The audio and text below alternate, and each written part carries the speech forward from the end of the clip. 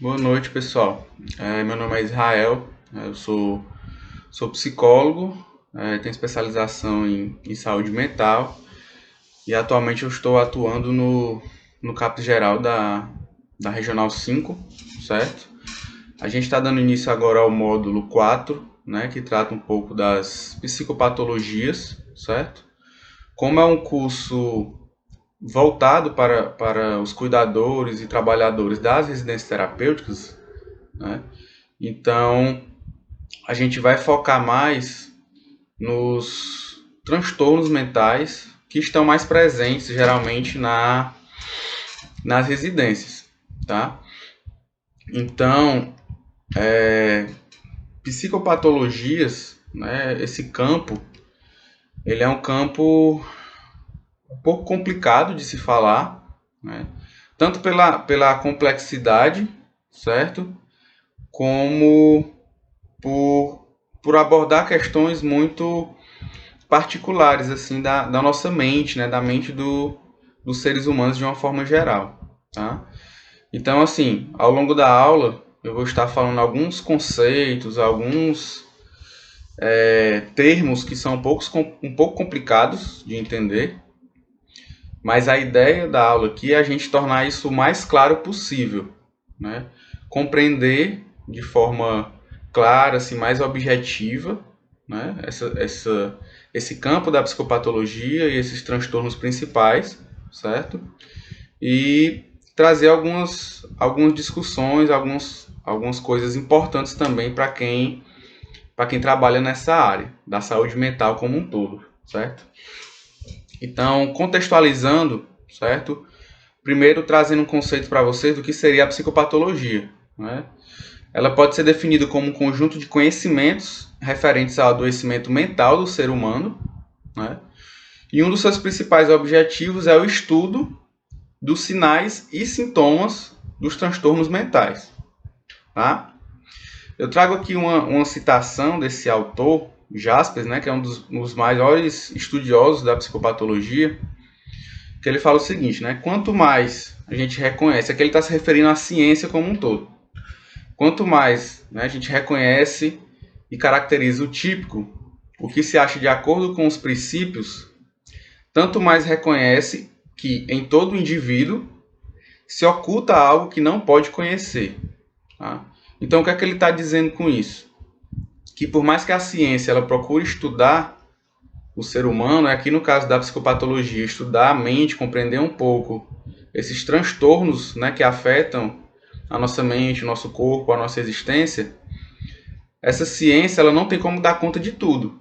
Né? Ela não resume a vida das pessoas, né? Que a gente acaba compreendendo um pouco mais uma parte da vida dessa pessoa. E aí, mais especificamente, um transtorno mental, certo? Mas não, a gente não pode reduzir a pessoa a esse transtorno mental, a essa compreensão psicopatológica, tá? E também entender que a saúde mental, ela não é apenas psicopatologia e semiologia, né? Esses campos de estudo dos sinais, dos sintomas, dos transtornos.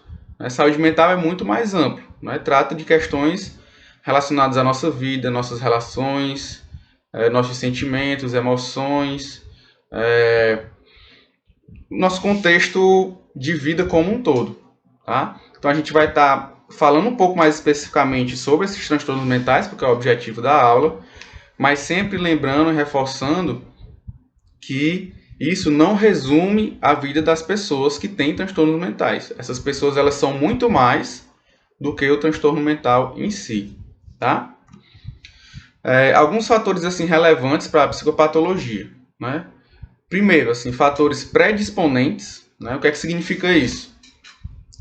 São fatores, coisas que estão presentes na história de vida da pessoa, né? Então, assim, toda pessoa ela é composta de uma carga genética herdada dos seus pais, dos seus avós, enfim, né? Assim como suas próprias experiências emocionais na infância e na adolescência, suas condições de vida, tá? Então, esses fatores, eles influenciam, sim, na questão dos transtornos mentais, tá? Esses são os fatores predisponentes. E existem os fatores precipitantes, que são o quê? Estresses, perdas, fatores atuais ou mais recentes. Então, às vezes, o indivíduo ele tem uma situação onde ele perde o emprego, onde ele tem um término de relacionamento, algo que é precipitante, no sentido de que, a partir desse evento, que é de certa forma traumático para ele começa a apresentar alguns sintomas ou sinais que caracterizam algum transtorno mental. Tá? Então a gente vai ter que levar em consideração na psicopatologia essas duas coisas. Tanto esse contexto mais amplo da história de vida da pessoa, como esses fatores que acontecem às vezes de forma repentina e às vezes tira a pessoa ali do eixo natural, né, e normal da vida dela, certo? Além disso, outro fator importante é a questão da resiliência, né, que é a capacidade que as pessoas têm, que nós temos, de absorver e lidar com esses fatores precipitantes. Então, assim, nem todo mundo vai reagir da mesma forma à perca de um emprego, ou ao término de um relacionamento, ou algum evento significativo da vida dela. Tá? Algumas pessoas, aí, né, de acordo com a sua história de vida, com a sua personalidade, vão ter mais ou menos condição de lidar com essas questões sem enfrentar algum tipo de problema mental mais grave, certo? E sempre levar em consideração também que esses fatores eles ocorrem sempre em um sujeito e uma história de vida específica. Né? Então, por exemplo, a gente vai falar daqui a pouco sobre os transtornos depressivos, depressão. Embora tenha alguns sinais ou semelhanças entre pessoas que apresentam depressão, cada pessoa vivencia essa depressão de uma forma diferente. Né? Então, o José ele tem depressão, mas ele não é igual ao João, que também tem depressão, nem é igual a Maria. Cada um tem o seu jeito único ali, particular, de viver com esse transtorno, certo? Existe também um curso assim dos episódios de transtornos mentais, tá? Então, o que é que isso quer dizer? Que esse estado em que a pessoa se encontra, por exemplo, uma pessoa que está em depressão, ou uma pessoa que está em mania, que é algo que a gente vai conversar um pouco mais para frente, ou uma pessoa que está em surto, né, que é uma expressão que a gente usa muito para uma pessoa que está em crise. Então, assim, esse estado, eles aparecem e desaparecem. Uma pessoa ela não vai estar a vida inteira, o tempo todo, em um estado depressivo ou num surto psicótico, tá? E aí existe um curso mais ou menos esperado para esses acontecimentos. Então tem a remissão, que é o que? A pessoa ela tem algum episódio de transtorno mental, certo? Mas logo depois ela retorna ao estado normal dela, né? O normal anterior, o estado anterior ao episódio agudo. Né? Então a pessoa ela tem um surto psicótico, mas como que a gente fala em remissão? Quando ela voltou ao estado anterior dela, o estado normal, a rotina de vida, de relacionamento, de pensamento, anterior ao episódio. Tá? A gente fala de recuperação quando essa pessoa ela passou aí pelo menos um ano sem ter nenhum tipo de episódio novo, de transtorno, certo? Recaída ou recidiva, né, é o retorno desses sintomas logo após haver ocorrido melhora parcial do quadro clínico ou quando o estado assintomático é ainda recente. Né? Então, o que é que isso quer dizer? Aí não tendo passado um ano do episódio agudo. Né? Vamos explicar isso um pouquinho. A pessoa ela teve um episódio. Pensem sempre assim nas pessoas que vocês convivem, que às vezes está num estado mais depressivo, às vezes num surto mais agitado, numa crise. E ela tem esse episódio. Depois ela tem uma remissão desse sintoma, ela volta à normalidade, tá? E aí, durante alguns meses depois, 2, 3 meses depois, ela tem um novo episódio, tá? Isso é o que a gente chama de recaída.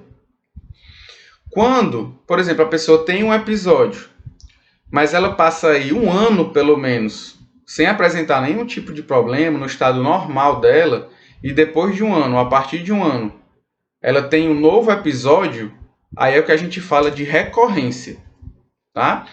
Então são alguns conceitos importantes para a gente entender também como esses momentos eles aparecem e desaparecem na vida de pessoas com transtornos mentais. Agora a gente vai falar um pouco sobre depressão, tá? Embora a gente, assim, no nosso dia a dia, do nosso cotidiano, a gente use muito a expressão depressão, né? Na psicopatologia, a gente tem síndromes depressivas, né? Então não é uma depressão só. Tem alguns tipos de depressão, tá? Mas todas elas, no geral, o que é que os indivíduos eles apresentam? Principalmente um humor triste, tá? E um desânimo. É muito importante a gente pensar nessa questão do desânimo, porque geralmente a gente associa a depressão só à tristeza. Só que em muitos casos, as pessoas elas não estão ali com humor triste, mas elas estão muito desanimadas, tá? Apáticas, sem energia para fazer as coisas, desmotivada, tá? E isso também é uma característica da depressão. Então atentem para isso, né? Às vezes a depressão ela não está associada só à tristeza. Ela também vem acompanhada de um desânimo, certo? Essa tristeza, esse desânimo que eu estou falando para vocês, ele é diferente dos momentos de tristeza e desânimos que a gente tem na nossa vida, normalmente, tá? Estar em alguns momentos desanimado, sentir tristeza, faz parte da nossa vida e é algo natural, certo? Isso não quer dizer que uma pessoa é depressiva. A gente vai ver daqui a pouco, quando eu explicar melhor para vocês os sintomas, que existem outras características e principalmente a intensidade, né, a força com que essa tristeza e esse desânimo atinge essas pessoas. Isso é que caracteriza uma depressão, certo? E além desses sintomas principais, né, o humor triste e o desânimo, também em alguns momentos podem estar presentes sintomas psicóticos, que aí no caso delírios e alucinações. Mais para frente a gente explica um pouco sobre isso. Alterações psicomotoras, né, geralmente uma lentificação, né, e alguns fenômenos ou questões biológicas também, certo? Aqui eu estou apresentando para vocês categorias, né, que são assim, os principais sintomas presentes nas síndromes depressivas. Então, assim, percebam como nas síndromes depressivas as pessoas elas são afetadas em vários âmbitos da vida dela e de várias formas, né? Então, aspectos afetivos e de humor, né? Então, tristeza, choro, apatia, alterações ideativas no campo das ideias, né? Então a pessoa fica com pessimismo, muitas vezes com ideias de morte também. Alterações da autovaloração, então é uma pessoa que ela não se enxerga como uma pessoa capaz, uma pessoa que tem algum valor, né? Tem uma baixa autoestima, tem vergonha. Os sintomas psicóticos que eu já falei, mencionei antes, tá? Alterações da volição e psicomotricidade, então muitas vezes um desânimo, como eu já mencionei também, uma lentificação, certo? O que seria a lentificação? Movimentos mais lentos, né? Às vezes uma dificuldade de coordenação motora também. Alterações instintivas e neurovegetativas, tá? Que aí, exemplos que a gente pode ter, o cansaço, a fadiga, muitas vezes a insônia também, certo? Alterações cognitivas, déficit de atenção e memória, por exemplo, a pessoa ela fica com a memória prejudicada, não consegue lembrar de alguns momentos ou de algumas questões importantes, né? Não consegue prestar muita atenção em alguma atividade ou algo que ela está fazendo, tá? E algumas alterações também neurobiológicas, que aí envolve mais a parte cerebral, é um pouco mais complicado, a gente não precisa se deter muito nisso, tá? Existe também uma forte associação assim, da depressão, das síndromes depressivas, com momentos de perda, né? Então, muitas vezes quando a gente perde uma pessoa querida, um emprego, uma moradia, um status socioeconômico ou algo importante, significativo para nós, né? Geralmente, esses acontecimentos, que são aqueles que eu mencionei lá no começo, são acontecimentos, fatores precipitantes, eles estão associados com a depressão. No entanto, a depressão ela não é o mesmo que o sentimento normal do luto, tá? E aqui quando a gente fala de luto, a gente não está se referindo só à questão da morte, certo? O luto ele está mais associado à perda, tá? Então, se você perde um emprego, isso é um emprego que você gostava, que você se sentia bem, né? Isso é um processo de luto também, né? Não precisa ser a morte de alguém para a gente vivenciar um período de luto, tá? Então, às vezes, um relacionamento que termina, tá? A questão financeira influencia. Às vezes a gente tem um status, um lugar assim, socioeconômico, financeiro, e a nossa vida muda repentinamente, e isso afeta também, tá? Então, tudo isso envolve processos de luto. E tem o luto normal, que é o sentimento de tristeza, né, de perda. A gente vai pensar sobre isso até passar com o tempo a se sentir melhor, tá? E tem a depressão, que é uma coisa diferente. Nesse quadro aqui, está explicando um pouco assim a diferença entre o luto e a depressão, tá? Então, assim, no luto, vocês vão ver aí que geralmente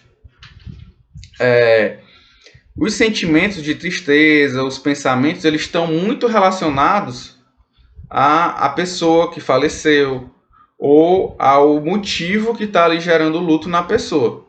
Enquanto na depressão é uma coisa mais ampla, né? Na depressão, o humor deprimido ele é constante e abrange mais do que as perdas, né? Esse humor na depressão ele não melhora com o passar do tempo, tá? Na depressão é uma tristeza e um desânimo que é mais constante, que não oscila muito, né?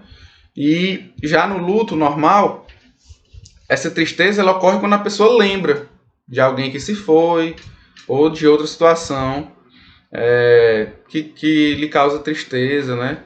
Enfim, então só para a gente ter clareza de que em alguns momentos da nossa vida a tristeza e esse desânimo, esses pensamentos, essas lembranças que nos afetam, isso é uma coisa natural do nosso organismo, da nossa mente também, tá? Não quer dizer que a pessoa está em depressão, certo? Agora falando um pouco sobre transtorno bipolar. Antes da gente entender mesmo o que é o transtorno bipolar, a gente precisa entender o que é a síndrome maníaca, que é a mania, e a hipomania, tá? Então, o que seria a síndrome maníaca, né? O estado de mania.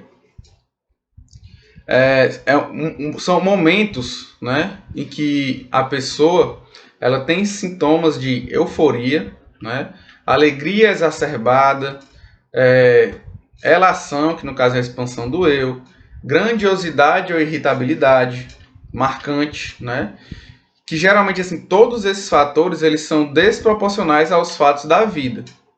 Então, deixa eu dar um exemplo, né, para ficar mais claro.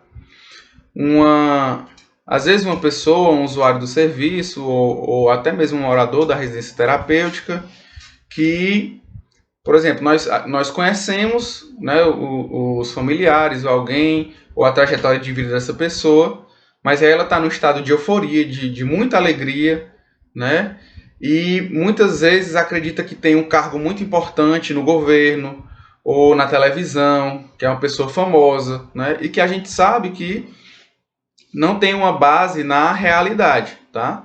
Aquilo é um sentimento tão forte, né? E a gente tem que ter cuidado também para diferenciar um pouco do delírio, né? Embora possa estar presente também, mas a mania ela é muito mais de como a pessoa se sente do que esses pensamentos que ela tem que não tem uma base de realidade, tá? Então você percebe que a pessoa ela está agitada. Em alguns momentos ela se torna uma pessoa irritante, porque começa a invadir o espaço dos outros também, né? Fica com autoestima muito, muito elevada, tá? Então, assim, é bom que nós tenhamos uma boa autoestima elevada. Mas nesses casos da mania, a autoestima da pessoa é muito elevada, né? Ao ponto dela não respeitar muitas vezes o espaço e o momento das outras pessoas também, certo? Então, resumidamente, certo? É isso que é uma mania, tá? Um estado de mania. A hipomania, ela é como se fosse esse estado de mania que eu falei, só que mais leve, mais brando. Às vezes a pessoa nem percebe, né? Mas é um período muito curto, geralmente a partir de 4 dias, mais ou menos, né? Em que a pessoa ela fica mais ativa, mais feliz também, certo? Só que isso, na hipomania, não acaba não ocasionando questões graves ali para a rotina, para a vida daquela pessoa, certo? Então ela tem esse momento de diferente, vamos dizer assim, que você percebe que essa pessoa ela está mais agitada, mais eufórica, mais feliz, mais ativa, com muita energia, tá? Mas não chega a ser algo grave, tá? Aí seria a hipomania. E aí, o que é o transtorno bipolar, então?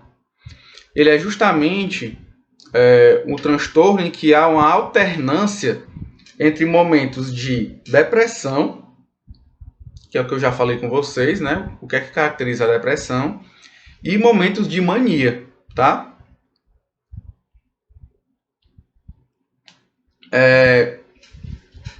Por que a gente precisa ter clareza sobre isso?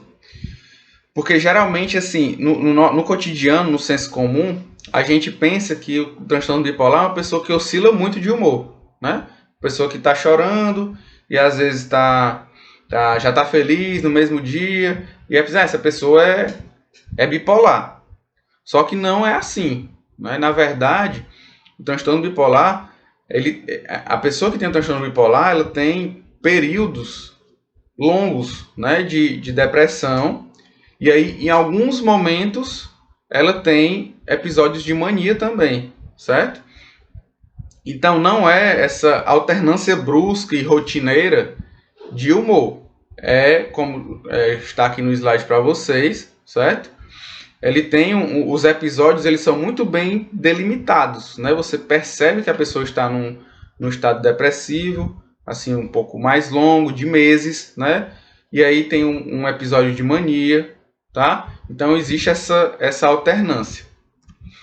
Existem também os tipos de transtorno bipolar, né? O tipo 1, em que há uma alternância, né, de episódios depressivos com pelo menos um episódio de mania, certo? O tipo 2, né, que existem os episódios depressivos, mas com pelo menos um episódio de hipomania, né? No caso do tipo 2, a pessoa ela não tem essa mania, que é o episódio mais grave que eu falei para vocês, né? No caso é uma hipomania. Ela tem uma constante assim, de episódios depressivos e intercala com algum momento de hipomania, que ela vai ficar um pouco mais agitada, mais eufórica, mas sem se caracterizar uma mania mesmo grave, certo? E tem também o tipo ciclagem rápida, que o próprio nome já indica para a gente o que seria, né? Num tempo aí de 12 meses, né, um ano, a pessoa ela tem vários episódios, né? Pelo menos 4 episódios aí bem característicos e distintos de transtorno do humor, né? Ou mania, ou hipomania, ou depressão, né? E aí, nesse caso da ciclagem rápida, como a gente vê, a gente fala em 4 episódios, mas lembrando que esses episódios eles acontecem espaçadamente, num período aí de um ano, né? Então, mesmo nesse tipo de ciclagem rápida, a gente não ter esse entendimento de uma pessoa que oscila o humor durante um dia ou durante uma semana, que ela tem transtorno bipolar, certo? Não é assim que funciona. Geralmente a gente leva em consideração períodos maiores, tá? Agora falando um pouco mais agora sobre a esquizofrenia. A esquizofrenia ela é a principal forma de psicose, né, ou síndrome psicótica, por sua frequência e sua importância clínica. Né? Então, é um transtorno frequente, né, na população. Geralmente, assim, nas residências terapêuticas, eu acredito que seja a predominância assim, de transtorno seja da esquizofrenia, porque como é um transtorno que envolve muitas complicações assim sociais, a maioria dessas pessoas que tinham esse transtorno antigamente acabavam, infelizmente, ficando institucionalizadas nos manicômios, tá? Como são essas pessoas hoje em dia que estão vivendo nas residências terapêuticas, tá? Então, acaba sendo muito comum encontrar pessoas esquizofrênicas nas residências terapêuticas, tá? Então, a esquizofrenia, como eu disse, é uma síndrome psicótica. O que isso quer dizer? Tá? As síndromes psicóticas, elas se caracterizam por experiências como alucinações e delírios, uma desorganização do pensamento ou do comportamento, certo? Além de um comportamento catatônico, tá? Então, só explicando um pouco, né? Isso que eu estou falando. As alucinações, né, elas são alterações das nossas sensações e percepções, tá? Envolve principalmente os órgãos dos sentidos, tá? Então, principalmente visão e audição. Então, pessoas que, em alguns momentos, passam a ver coisas, ou ouvir coisas ou vozes, né? E aí eu falo de ouvir mesmo, tá? Não é aquela voz na cabeça, um pensamento, é realmente uma alteração, como eu estou falando, dos órgãos dos sentidos associados a nossa percepção, que é um processo mais mental, tá? Mas realmente a pessoa que tem alucinações, ela escuta, tá? E vê também, certo? No caso do delírio, é uma alteração mais de pensamento ou de juízo da realidade, né? Esses pensamentos em que a pessoa acha que está sendo perseguida por uma grande corporação, por espiões, pela polícia, né? Esses são alguns exemplos de delírios. Muitas vezes a pessoa ela não está... só para diferenciar da alucinação, num delírio a pessoa pode achar que está sendo perseguida pela polícia, mas ela não está vendo ou ouvindo a polícia correndo atrás dela ou indo atrás dela. A alucinação ela já envolve mais essa questão de ver ou ouvir, certo? E além disso, né, as pessoas que sofrem de esquizofrenia também costumam apresentar uma experiência intensa de estar sendo perseguido ou ameaçado, como eu falei para vocês, né, por pessoas ou forças estranhas, e muitas alterações evidentes assim na vida pessoal, familiar e social. Por quê? Porque geralmente as pessoas que sofrem com esquizofrenia, com esses sintomas psicóticos, isso acaba afetando muito a maneira dela de ser no mundo, né? Acaba sendo uma pessoa que age e se comporta de uma forma muito diferente das outras, certo? E aí, por causa disso, já que a nossa sociedade ela tem uma tendência muito mais de excluir as pessoas do que de acolher, de entender, de ajudar, essas pessoas acabam sofrendo consequências de preconceito, de um processo de exclusão mesmo, tá? Então, isso, além do transtorno em si, essas outras coisas que eu estou falando acabam afetando muito a vida dessas pessoas, tá? E aqui eu estou trazendo para vocês só uma definição, né? O CID-11 e o DSM-5 são manuais assim, de diagnóstico, tá? Mas a gente não precisa muito se deter nisso, mas é só para mostrar para vocês como que é feito geralmente um diagnóstico de alguém com esquizofrenia, tá? O profissional de saúde ele vai estar atento a esses sinais, né? Alterações de pensamento, de percepção, dos afetos, né? Investigar a presença de delírios, de alucinações, de discurso desorganizado, tá? Disfunções sociais. Então, tem aí vários também sintomas que estão envolvidos, né, nesse transtorno. E aí, falando um pouco mais sobre isso, tá? A gente tem na esquizofrenia o que a gente chama de sintomas negativos, que aí é o quê? É a perda de algumas funções psíquicas naquela pessoa. Então, por exemplo, muitas vezes é uma pessoa que ela não consegue lidar muito bem com as emoções, né? Então ela perde um pouco esse equilíbrio, essa capacidade de gerenciar, de organizar as suas ideias, os seus pensamentos, tá? Então, esses sintomas negativos envolvem um pouco a perca dessas funções, né? Enquanto os sintomas positivos, ele é algo novo que surge, né? Então, por exemplo, um delírio, uma alucinação, é algo que é adicionado, tá? Algo que surge novo, que não existia antes. Então, por isso que a gente chama sintomas negativos e positivos. Não quer dizer que quando a gente fala negativo e positivo aqui, não está falando de bom e de ruim, certo? A gente está falando de algo negativo no sentido de que há uma perca e positivo no sentido de que há algo que surgiu, certo? E aí sintomas de desorganização, tá? Desorganização que a gente fala aqui da fala, do pensamento, do discurso, do próprio comportamento, muitas vezes, certo? Os sintomas psicomotores, e aí a lentificação, né? A pessoa anda de forma lenta, ou tem um prejuízo na coordenação motora.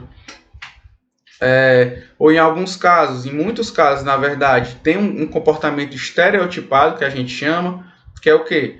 Um movimento repetitivo, sem uma função, né? Então, a pessoa que fica mexendo muito a cabeça, ou às vezes uma parte, um dos membros, o braço, a perna, ou o corpo como um todo, mas um movimento que não tem uma função, certo? E catatonia, né, essa palavra significa um episódio em que a pessoa ela está consciente, certo? Mas ela fica, de certa forma, imóvel, né? Ela não reage. Então você percebe que a pessoa não está dormindo, ela está consciente, está acordada, mas ela fica ali paralisada, tá? Geralmente é o que a gente chama de catatonia, certo? E aí tem os sintomas de prejuízos cognitivos, né? E aí, no caso, a atenção, muitas vezes a memória, certo? Fica um pouco afetada também. E os sintomas de humor, né? Geralmente, pacientes esquizofrênicos, eles têm mais chances de desenvolver algum transtorno de humor também, uma depressão, ou às vezes uma mania também, né? Como a gente mencionou um pouco antes, certo? E aqui já que a gente conversou um pouco, né, sobre os transtornos de uma forma geral, e a gente acaba, sempre que a gente fala de transtorno mental, de psicopatologia, a gente fala de muita coisa negativa, né? Mas aí, para a gente fugir um pouco disso, né, eu trouxe aqui para vocês um trecho de uma música do Caetano Veloso, né, que ele fala de que de perto ninguém é normal, né? Então, para a gente reforçar que nós mesmos, quando a gente para pensar na nossa vida como um todo, nós também temos momentos, muitas vezes não assim de um transtorno mental, mas de tristeza, né, de felicidade, muitas vezes de uma euforia, tá? E que isso é algo que faz parte da nossa vida, tá? Isso a gente, como eu falei, a gente vive numa sociedade que muitas vezes exclui essas pessoas, quando, na verdade, o que a gente deveria fazer era acolher, era entender, era cuidar também, tá? Porque a gente faz essa diferença entre o normal e o louco, né? Mas muitas vezes essa diferença ela não existe na prática, tá? Então, assim, uma pessoa que é normal, entre aspas, amanhã ela pode ter um momento de loucura, tá? Então, esses sintomas psicóticos, por exemplo, eu estou falando delírio, alucinação, dependendo da situação de vida da pessoa, qualquer um de nós, eu que estou falando com vocês aí que estão ouvindo, se a gente tiver um momento marcante da nossa vida e não estiver cuidando da nossa saúde mental, nós podemos passar a desenvolver algum transtorno também, certo? E aí eu estou mostrando aqui para vocês algum exemplo também de pessoas, certo? Públicas, pessoas famosas que viveram ou vivem com transtornos mentais, tá? Então aqui a gente tem Machado de Assis, Van Gogh, que foi um pintor holandês que era esquizofrênico, tá? Beethoven, um compositor, Clarice Lispector, uma atriz, e aí até mesmo o Jim Carrey, que é um ator de comédia, né? Que é um dos melhores atores de comédia, mas convive com depressão, já foi diagnosticado com transtorno bipolar, tá? Então, para você ver que muitas vezes essa questão de ser louco ou ser normal está muito mais na nossa cabeça, na nossa forma de julgar as pessoas, né? Quando a gente deveria se preocupar mais em entender e acolher as diferenças, tá? Então, eu queria reforçar isso com vocês. Uma outra questão que a gente ainda vai falar nessa aula, tá? É a questão também do suicídio, certo?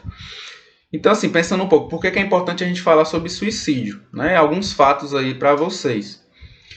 Porque cerca de 800 mil pessoas morrem por suicídio todos os anos, tá? Isso significa um suicídio a cada 45 segundos ou 2 mil pessoas por dia, tá? O total de mortes por suicídio supera a soma de todas as mortes por homicídios, acidentes de transporte, guerras e conflitos civis, tá? Então é um volume muito grande de pessoas que morrem todos os anos, né, por suicídio. Estima-se aí, né, nos estudos, que até 5% das pessoas tentam um suicídio em algum momento de suas vidas, tá? E aí deixando bem claro que essas pessoas que tentam suicídio nem sempre têm um transtorno mental, certo? O suicídio é a segunda principal causa de morte entre jovens com idade entre 15 e 29 anos. O Brasil é o 8º país com mais suicídios no mundo. O Ceará é o primeiro estado do Norte e Nordeste em quantidade de suicídios e o 5º no país, tá? Uma informação muito importante, né? 90% dos suicídios são evitáveis, né? Isso é essencial assim para mostrar por que a gente precisa conversar sobre isso. Se são evitáveis, então é porque a gente precisa mudar a nossa forma de encarar o suicídio, né? Ao invés de esconder, de não falar sobre, a gente precisa conversar mais sobre isso, tá? E aí justamente porque o comportamento suicida ele é obscurecido, né? Como envolve morte, como envolve algo sério, a gente tem vergonha, tem medo de falar sobre isso, tá? Só que aí na verdade o que os estudos indicam é que a gente precisa falar sobre isso. A melhor forma de cuidar de pessoas que estão em sofrimento e pensando em suicídio é conversar e acolher, certo? E alguns pensamentos errôneos, né, que a gente tem em relação ao suicídio. O primeiro deles e o mais comum. Se eu falar sobre suicídio, eu vou induzir a pessoa a cometer o suicídio, tá? Isso não acontece na realidade.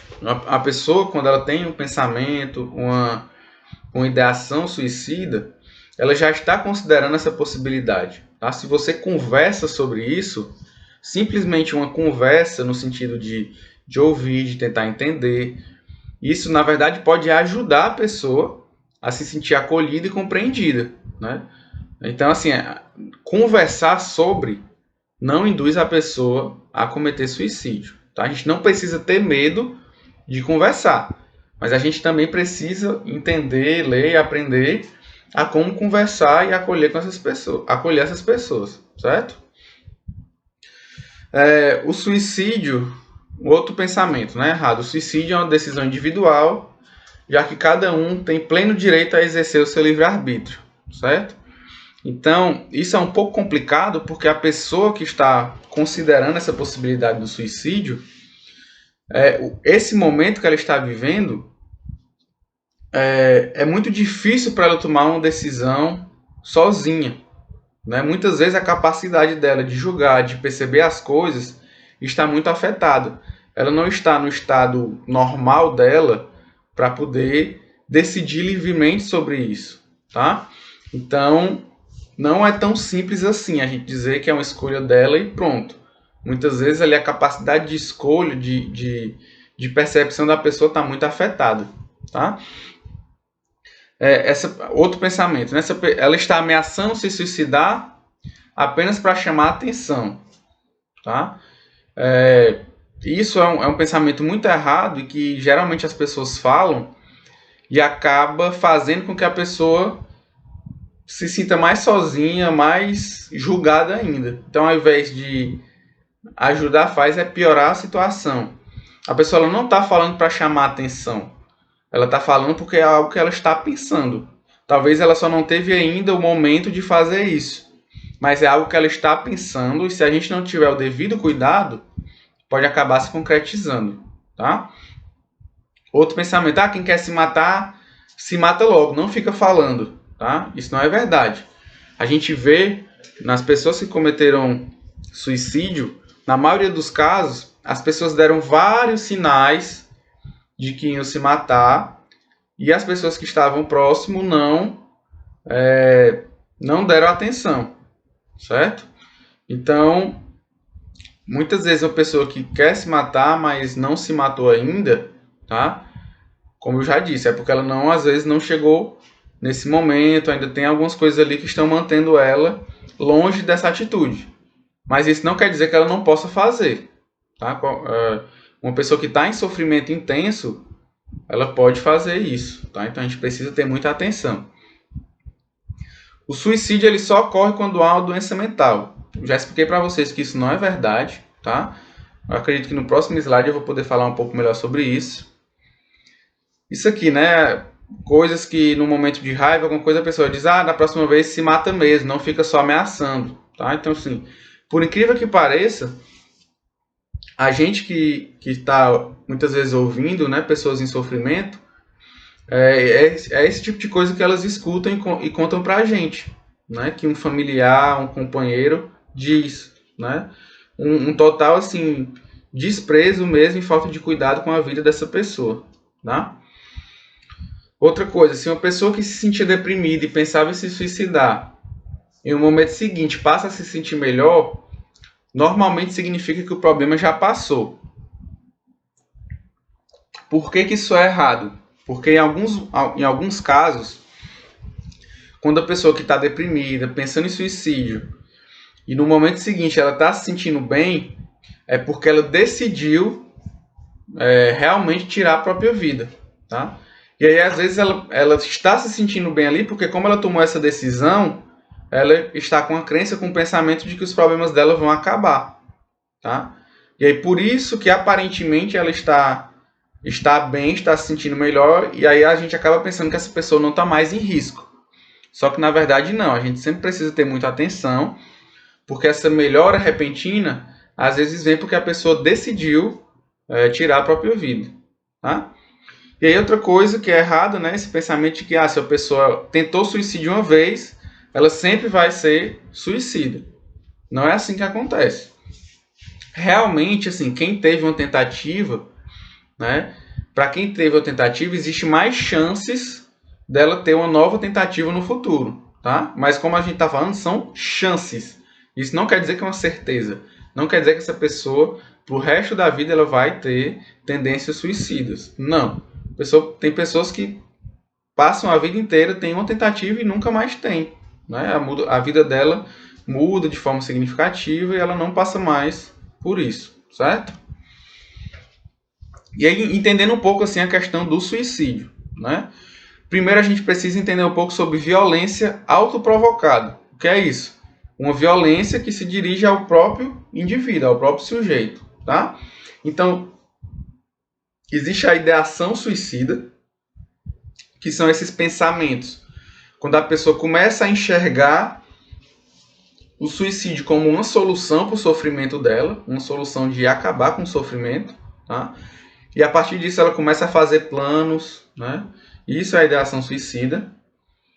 Existe a autoagressão, quando a pessoa ela comete atos violentos contra si, certo? Contra ela mesma, mas não com o sentido de tirar a vida, né? Então, uma coisa que às vezes acontece, que é muito comum em adolescentes, mas que acontece em adultos também, a questão da automutilação. pessoas que se cortam, mas elas não estão ali com a intenção de tirar a vida. Elas têm um sofrimento e o momento que elas encontram ali, a forma que elas encontram ali de expressar e de passar por isso é se cortando ou com algum tipo de autoagressão, tá? Então, assim, essa autoagressão ela nem sempre envolve uma tentativa de suicídio, certo? E aí existe a tentativa de suicídio, que é quando a pessoa comete uma violência, né, um ato violento contra si, no intuito mesmo de tirar a própria vida, né? Mas aí no caso da tentativa, ela não teve êxito, não conseguiu cometer o suicídio. E o suicídio propriamente dito, né? Quando a pessoa comete essa violência contra si e acaba tendo êxito, né? Consegue tirar a própria vida. Então, assim, o estado psíquico, né? O momento ali dessas pessoas que estão prestes a se matar, o que é que é mais presente, né? É uma dor insuportável, né? A pessoa não sabe o que fazer com essa dor que ela sente, né? Uma turbulência emocional. Então passam muitos pensamentos pela cabeça, muitos sentimentos, ou às vezes não passa nada também, é uma angústia que não passa, certo? Uma sensação de estar preso em si mesmo, na sua vida, né? E que não tem uma saída, tá? Então, geralmente, as pessoas que estão considerando a possibilidade do suicídio, esses são os sentimentos, os pensamentos mais comuns ali que estão dominando a situação de vida dessa pessoa, tá? E aí o principal estado afetivo de pessoas assim é o desespero. As pessoas estão desesperadas para acabar com o seu sofrimento. E essa combinação do desespero, da falta de esperança, né, é que leva a uma necessidade de alívio rápido, né? Geralmente, quando a gente está nesse momento de desesperança, né, desesperado mesmo, sofrendo muito, a gente quer um alívio rápido, né? Muitas pessoas procuram isso nos medicamentos ou outras formas, né? Muitas vezes no uso de substâncias, né, de álcool, de outras drogas, tá?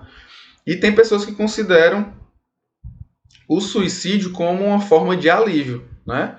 Como se, eu vou acabar com a minha vida, porque isso vai parar com a minha dor, tá? Então, geralmente, é isso que acontece com as pessoas, tá?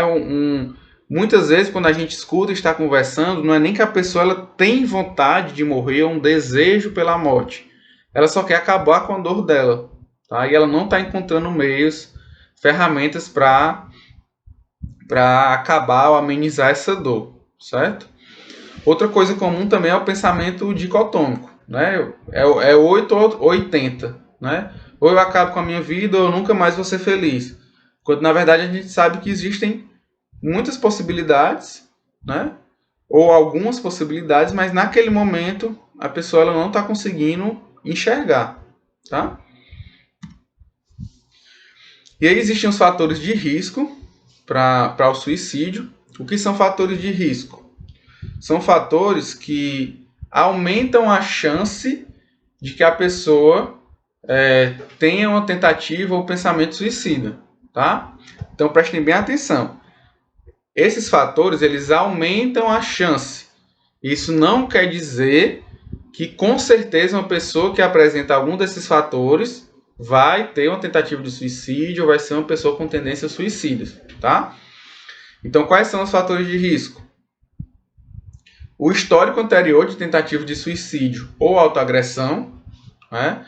Um histórico de transtorno mental, uma pessoa que sofreu bullying na escola, que já passou por uma situação de violência, né? Seja no contexto familiar ou extrafamiliar, pessoas que sofreram abuso sexual,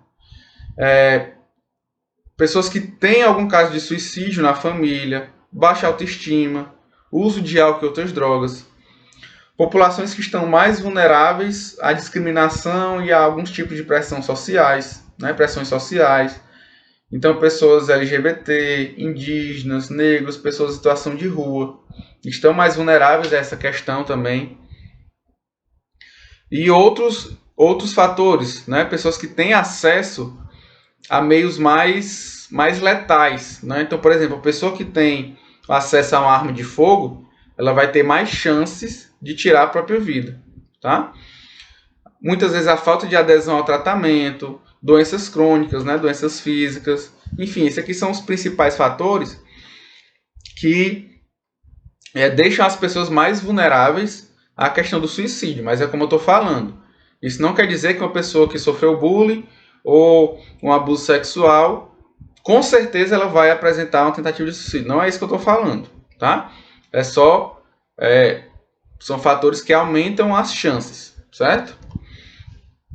E aí, da mesma forma que a gente falou lá no começo dos transtornos mentais, existe também no suicídio os fatores predisponentes e os fatores precipitantes, né?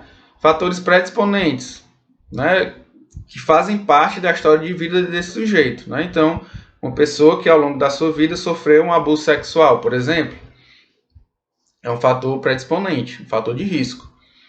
E o que é um fator precipitante? Por exemplo, uma separação conjugal. A pessoa teve um término de relacionamento, isso mexeu muito com ela nesse momento, e ela acaba pensando em tirar a própria vida também, tá?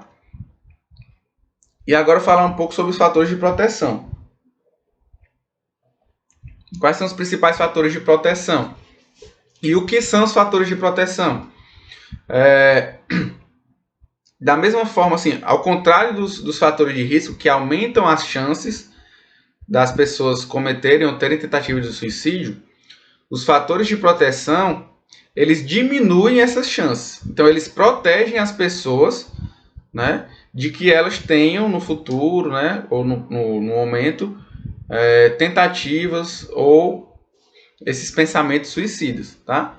Então, a própria personalidade do sujeito é um fator de proteção, a forma como ele vive e encara as situações da vida, a dinâmica familiar, né? Se é uma pessoa que tem um apoio, tem um suporte familiar, isso ajuda bastante como fator de proteção. Os fatores socioculturais, né? Então, para quem se identifica, né? A prática religiosa acaba sendo um fator de proteção, e aí deixando claro que é para quem tem essa identificação, porque em alguns casos, por exemplo, a pessoa que não se identifica com a religião e muitas vezes vai de forma obrigada ou acaba sendo ali levada por outros meios, ao invés de ser um fator de proteção, vai acabar se tornando um fator de risco, tá? Mas além da prática religiosa, também outras práticas coletivas, né? Então, por exemplo, um grupo terapêutico ou alguma atividade que você faz em grupo, né? Tudo isso são questões, são fatores que aumentam ali, diminuem, na verdade, as chances de você ter algum tipo de problema em relação à questão do suicídio, tá? Além como uma boa qualidade de vida, uma boa qualidade de sono, para quem faz tratamento já, né, uma boa relação terapêutica, enfim, essas coisas que nos fazem bem, né, que fazem parte da nossa vida de uma forma positiva, fortalecem a nossa identidade, né, quem nós somos, né, tudo isso atua como fatores de proteção. Aqui eu queria deixar para vocês algumas frases de alerta, né? Então, assim, quando a gente ouvir esse tipo de frase das pessoas, a gente sempre tentar dar um pouco mais de atenção para tentar entender o momento e os riscos que estão envolvidos, se essa pessoa está considerando ou não a possibilidade do suicídio, né? Então, quando a pessoa diz, eu preferi estar morto, eu não posso mais fazer nada, eu não aguento mais, não suporto, eu sou um perdedor, eu sou um fracasso, eu sou um peso para as outras pessoas, as outras pessoas vão ser mais felizes sem mim, né? Então, tudo isso são frases que quando a gente escuta, às vezes a gente não dá muita atenção, mas a gente deveria dar atenção, porque muitas vezes, quando a gente para ali para ouvir, para escutar, para entender, né, acaba abrindo uma possibilidade para que a pessoa se sinta compreendida e até mesmo mais aceita, né, por quem está próximo. Então, isso é muito importante. E aí, diante de uma pessoa que está sob risco de suicídio, o que é que a gente deve fazer, né? E aí, gente, assim, cada um também tem que reconhecer seus limites, tá? Que eu estou botando aqui numa visão ideal, mas a gente tem que se sentir também preparado e à vontade para fazer essas coisas, tá? Ninguém é obrigado a fazer nada disso, mas se a gente, assim, tem o interesse de cuidar dessas pessoas ou dessa pessoa ali, é isso que a gente deve procurar fazer, tá? Então, encontrar um momento apropriado e um lugar calmo para falar sobre suicídio com essa pessoa, tá? Deixar ela saber que você está lá para ouvir, né? Sempre ouvir com a mente aberta, sem julgamento, e oferecer o seu apoio para o que ela está precisando, tá? Incentive a pessoa a procurar ajuda de profissionais de serviço de saúde mental, de emergência, ou apoio a algum serviço público, certo? E ofereça-se também para acompanhá-lo no atendimento. Às vezes a pessoa ela não tem coragem de procurar o serviço sozinha. E aí, se a gente puder acompanhar, isso ajuda bastante. Se no momento ali você sente, percebe que a pessoa está em perigo imediato, não deixar a pessoa sozinha, né? Procurar ajuda de profissionais de serviço de saúde, de emergência, e entrar em contato com alguém de confiança, né? Que seja indicado pela própria pessoa, para que ela não fique sozinha. Porque se ela ficar sozinha, com certeza vai aumentar as chances dela cometer o ato do suicídio, certo? Se essa pessoa, né, com quem você se preocupa ali, ela vive com você, né? E a gente tem que se assegurar de que ela não tem acesso aos meios que facilitam a provocar a própria morte, né? Então, esconder venenos, chumbinho, arma de fogo, facas, tesouras, né? Tudo isso assim limita o acesso que a pessoa tem ou pode ter de meios para tirar a própria vida, tá? Então é um cuidado necessário e ficar sempre em contato com essa pessoa, né? Ver o que é que ela está passando, o que é que ela está fazendo, o que é que ela está precisando, né?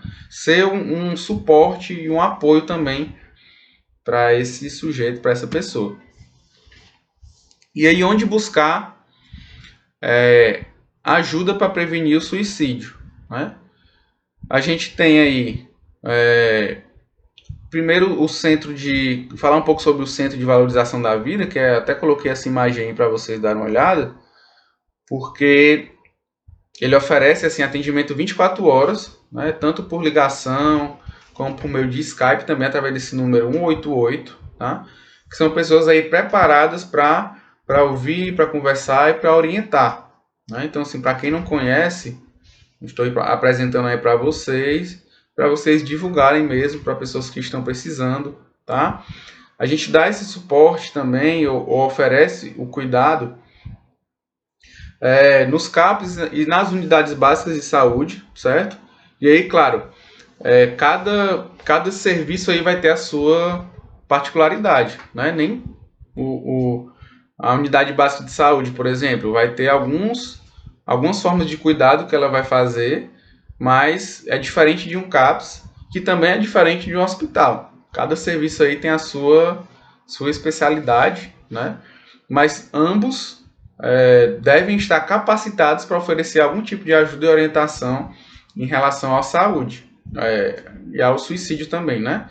Então também a UPA, o SAMU, pronto-socorro, os hospitais, certo? Centro de Valorização da Vida, que eu falei para vocês. Aqui em Fortaleza a gente tem o Instituto Biadote, tá? Que é um instituto que oferece atendimento psicológico, grupos terapêuticos, tudo voltado para pessoas que sofreram ou estão sofrendo com essas questões relacionadas ao suicídio, tá? Além das clínicas e escolas das universidades públicas e particulares, né? Então aqui em Fortaleza, o ES, o UFC, o Unifor, o Estácio, todas essas universidades ou instituições de ensino superior, geralmente elas têm a clínica de psicologia, né, em que oferece também atendimento psicológico, cuidado, e isso pode ajudar bastante também, porque a gente sabe que existe uma demanda muito grande de atendimento e muitas vezes os serviços públicos eles não dão conta, né, infelizmente, tá? A realidade que a gente tem é um pouco complicada nesse sentido, porque realmente o volume de pessoas é muito grande, tá? Então fica aí alguns locais, né, que a gente pode procurar ajuda, tá? Tanto no sentido de alguém que teve uma tentativa, como também como uma forma de prevenção. Conversar sobre, esclarecer, orientar, também é muito importante, certo? Então aqui são algumas referências que eu usei para preparar essa aula, tá, pessoal? Eu espero que tenha sido claro para vocês, né? Eu não quis me estender muito, nem complicar muito assim as coisas. Na verdade, o intuito é esclarecer, é deixar mais claro, certo? Então espero que vocês estejam saindo aí dessa aula com um pouco mais, né, de conhecimento e possam utilizar isso aí no dia a dia de trabalho de vocês, tá? Então, até a próxima e bom trabalho aí para vocês aí no decorrer do dia a dia, né, das semanas. Espero que o curso aí ajude nesse sentido também, tá? Então, tchau e até a próxima.